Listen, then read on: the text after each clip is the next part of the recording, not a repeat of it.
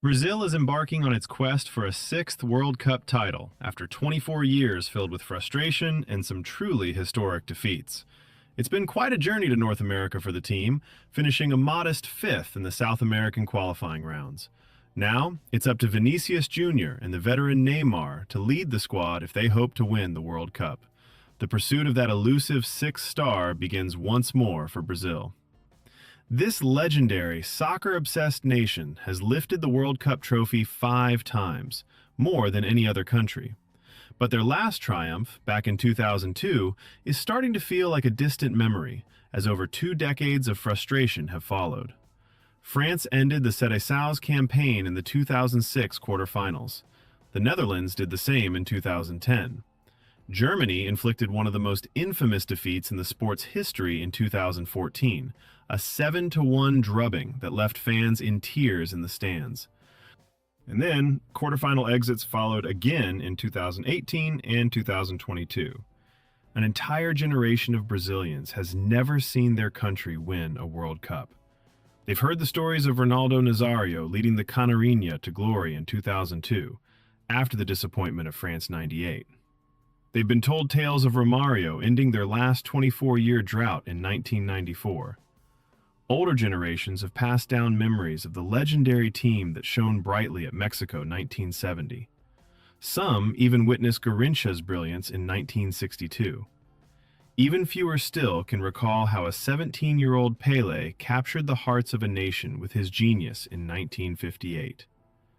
Now, after 24 years in the wilderness, a new generation is looking to write its own chapter, and Vinícius Júnior is widely expected to be the lead author. But despite the obvious clamor among Brazilians for world supremacy once again, expectations appear to be at an all-time low. Why belief is so low? An April survey conducted by the Brazilian polling institute Datafolha found that only 29% of the population believes the Seleção can win the World Cup. This is the lowest figure since the institute began polling in 1994. A further 46% don't even expect the squad to advance past the quarterfinals, which is where they've faltered in the last 2 tournaments. This pessimism isn't without reason. Brazil's journey to the World Cup has been marked by off-pitch scandals and underperformance on the field. It was just over a year ago, in May 2025, that a Rio de Janeiro court ordered the removal of former Brazilian Football Confederation president Ednaldo Rodrigues for allegedly falsifying documents to win re-election earlier that year. This ruling came just 3 days after Carlo Ancelotti was announced as head coach, as the team was navigating its worst World Cup qualifying campaign in history. Brazil finished a lowly 5th in the CONMEBOL standings with just 28 points from 18 games, 10 points behind arch-rival Argentina, who finished at the top. The low point also came against the Albiceleste, who thumped them 4-1 in Buenos Aires, even without Lionel Messi. Captain Marquinhos called the result embarrassing to Brazilian broadcaster TV Globo and said it can't happen again, even going as far as offering a public apology. "I'm sorry for our fans." The apology was certainly warranted, given that it was the Seleção's biggest loss to Argentina since 1964. This ultimately cost Dorival Jr. his job and accelerated the arrival of former Real Madrid boss Ancelotti. The ghosts of Belo Horizonte. However, no single moment symbolizes Brazilian soccer's decline more than the 90 minutes of chaos at Belo Horizonte's Mineirão Stadium when the host nation took on Die Mannschaft in the World Cup semifinals on July 8, 2014. The Seleção found themselves 5-0 down after 30 minutes, then in a 7-0 hole 10 minutes from the final whistle, before Oscar scored the most insignificant of consolation goals in the final minute. This debacle became known as the Mineiraço, and, perhaps alongside being stunned 2-1 by Uruguay in the decisive match of the 1950 World Cup, the first time Brazil served as host, it stands as the most traumatic sporting result in Brazilian sporting history. 7-1 has entered the language, South American soccer expert Tim Vickery bluntly told me. You just refer to any massive, humiliating defeat in any walk of life as a 7-1. That's a stain on the carpet that's not coming out anytime soon. The only way they can get over it is by winning the World Cup. But for the Seleção to achieve that, the team will likely need to do something it hasn't managed since Ronaldo and company defeated Germany in the 2002 final. Beat a European nation in the knockout stages.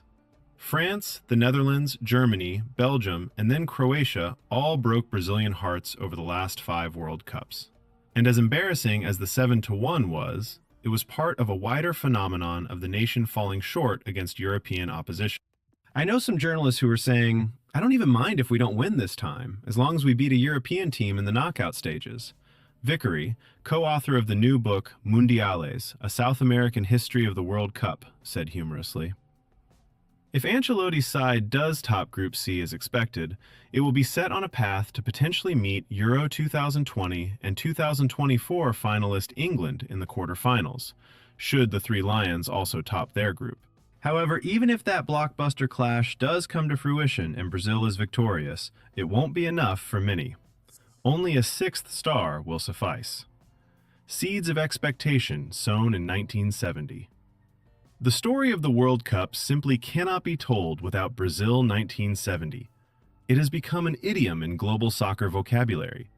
For many people, their first memories, or earliest references, of this showpiece tournament began with Pelé in Mexico.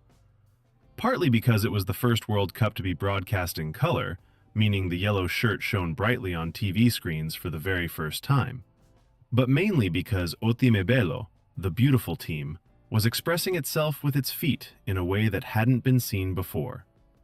Because of this, it was absolutely natural for people at the time to make a connection between that and the moon landing a few months earlier, Vickery observed.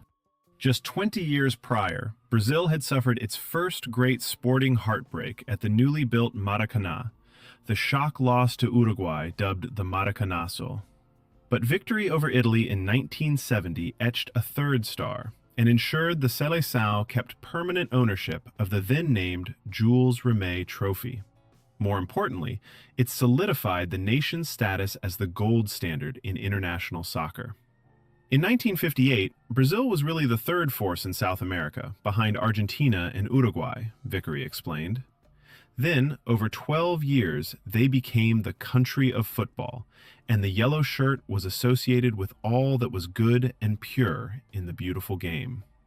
However, despite that success giving the Seleção unrivaled pedigree, it has created a burden for the following generations because every World Cup has since been judged by 1970, according to Vickery. Alongside that, it also placed an onus on those who followed to play a brand of soccer that paid homage to the heroes of the past. That is why the 24-year World Cup drought feels more serious than the last 24-year gap, Vickery said. Because what you thought of Brazil wasn't just winning, it was winning with style. Sometimes it was even not winning, just in style. This is exemplified by the Seleção's 1982 side. Often regarded as the greatest team never to win the World Cup, it is still revered to this day, despite not even reaching the Final Four in Spain. But as Vickery pointed out, over the last few years they haven't been winning, and you don't really think of them with the same monopoly on stylish football they had before. Vinícius is Brazil's next hope. One player, however, who still exudes that style is Vinícius Júnior, and he must take center stage if Brazil is to be successful. Every Brazilian World Cup triumph has had a defining figure. Pelé in 1958 and 1970, Garrincha in 1962, Romário in 1994, and Ronaldo in 2002. If the Seleção is to win this tournament, the Real Madrid superstar will likely need to join that illustrious list. It's his cup.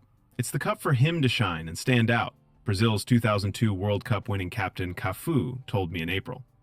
All eyes will be on Vini Júnior, and I am sure that if he has the calmness and he is conscious that this is his World Cup, he will really help the Brazilian team. 4 years ago in Qatar, Vinícius was already a key player, but the spotlight still belonged to Neymar Jr. Now, The hopes of more than 213 million Brazilians will rest largely on the Los Blancos stars' shoulders. The 25-year-old, however, seems unfazed by this. It's nothing out of the ordinary, Vinícius told FIFA during the March international break. I've been playing for the Seleção since I was 19. Before, I was just a wonder kid, but now I'm at the forefront, leading the team and trying to take Brazil back to the top of world football. It is a huge responsibility, and one I truly value. A two-time Champions League winner, Ballon d'Or runner-up, and FIFA's best men's player in 2024, Vinícius has already achieved more than most players could dream of. But leading Brazil to its long-awaited sixth World Cup would elevate him into a different category altogether. Yet, there is one man with even more at stake: Neymar. A fairy tale ending for Neymar? When Ancelotti named Neymar in his 26-player squad, eyebrows were certainly raised. The 34-year-old has not played for Brazil since October 2023 and has spent the last 2 years battling injuries. Yet, when his name was called, those in attendance in Rio de Janeiro erupted in celebration. Olé, olé, olé, olá! Neymar, Neymar was being chanted throughout the Museum of Tomorrow, as the Seleção's all-time top goal scorer had one final chance to fulfill his World Cup destiny. In many ways, Neymar embodies the vision Brazilian soccer first showcased to the world back in 1970. But more importantly, it comes back to that fateful day in Belo Horizonte. A defining moment of the 2014 World Cup was when David Luiz and Julio Cesar, while belting out the national anthem before kickoff, were holding up the star forward's number 10 shirt. Neymar missed that fateful day with an injury suffered in Brazil's quarterfinal win over Colombia. 12 years on, he still inspires hope. Neymar is a guy that we don't need to evaluate to take to a World Cup, Brazil icon Ronaldo told me in March. Maybe he won't play all the games, but he is a very important player who has shown his value. O Fenômeno also had one final message to fans ahead of the tournament. Believe, as we always do in World Cup times. Let's go back to painting the streets and filling them with flags. I hope that we can bring the 6th title to Brazil.